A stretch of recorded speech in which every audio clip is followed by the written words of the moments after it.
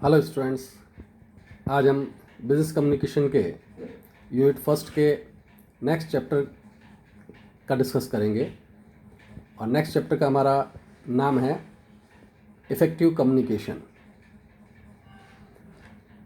जैसा कि हमने देखा कि कम्युनिकेशन, जैसे हम हिंदी में संचार, संप्रेषण या संदेशवहन कहते हैं, उसका संपूर्ण अर्थ है कि प्रेषक जिस बात को जिस भाव में, जिस अर्थ में कहना चाहता है, सामने वाला उसको उसी भाव में, उसी अर्थ में उस संदेश को समझ जाए।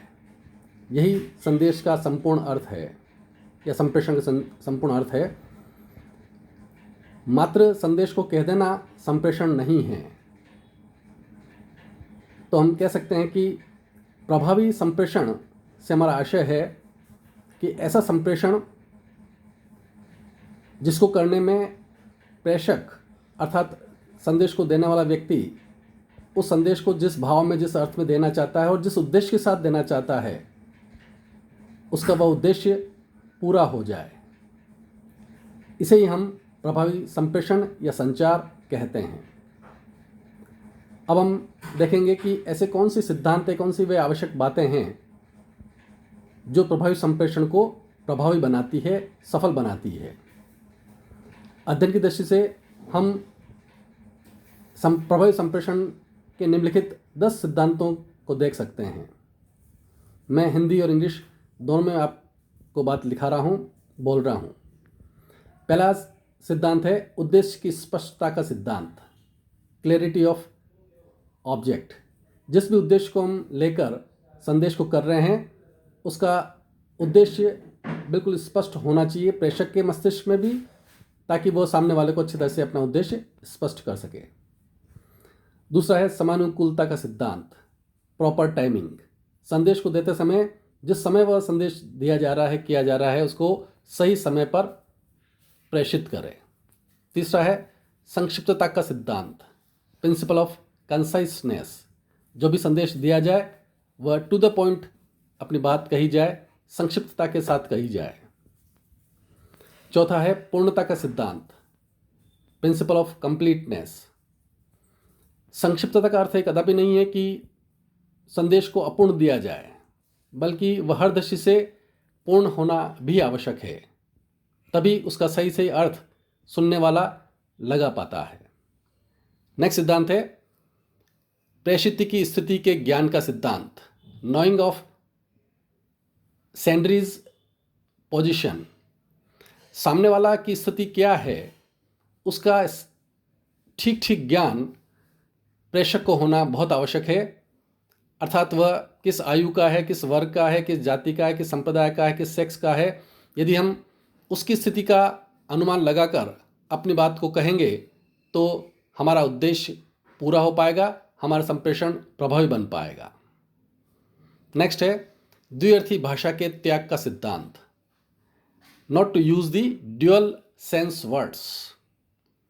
अर्थात कुछ शब्द ऐसे होते हैं जिनका दोहरा अर्थ होता है, द्विअर्थी होते हैं वे शब्द।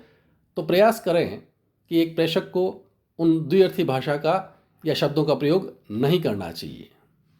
नेक्स्ट है अनवरतता का सिद्धांत, प्रिंसिपल ऑफ कंटिन्यूटी।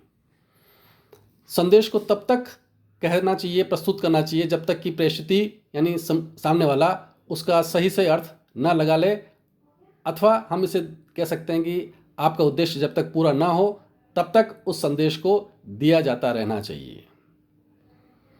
आठवां सिद्धांत है उचित मध्यस्थ संख्या का सिद्धांत, प्रॉपर नंबर ऑफ मीडिएटर्स। प्रेषक और प्रेषित के मध्य बहुत अधिक संख्या में मध्यस्थ नहीं होने चाहिए, क्योंकि जितने अधिक संख्या में मध्यस्थ होंगे, प्रत्येक मध्यस्थ अपना अपना ज्ञान, अपनी अपनी समझ उस संदेश के बारे में जोड़ता रहता है, लगाता रहता है। तो उसका मैसेज का जो कंसेप्ट होता है, जो सेंस होता है, वो कई बार मिसकंसेप्ट हो जाता है, अस्पष्ट हो जाता है। अर्थात हमें प्रेषक और प्रेषित के मध्य उचित मध्यस्थ की संख्या ही रखनी चाहिए, उससे ज़्यादा नहीं। लोचशीलता का सिद्धांत, प्रिंसिपल ऑफ फ्लेक्सिबिलिटी।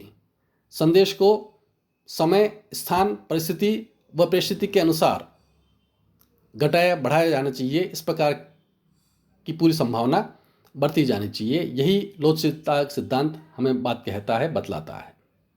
और अंतिम सिद्धांत है प्रतिक्रिया के उपयोग का सिद्धांत, यूज ऑफ फीडबैक। प्रेषक को चाहिए कि जो संदेश उसने दिया है उसको प्रेषित ने सही ढंग से समझा है अथवा नहीं समझा है, उसका बराबर फीडबैक या कमेंट या रिएक्शन जानने का पूरा प्रयास करता रहना चाहिए, ताकि सामने वाला आपके संदेश को किस अर्थ में समझा है उसे आप जान सकें। यदि नहीं समझा है तो उसके आप वापस उसको पूछने का पूरा अवसर दें। तो ये 8-10 सिद्धांत परीक्षा की दृष्टि से महत्वपूर्ण हैं। आप सभी को इनका अच्छी तरह से अर्थ समझना चाहिए और उनका परीक्षा में पूछा जाए तो उसको सही ढंग से उसका अर्थ लिखना चाहिए।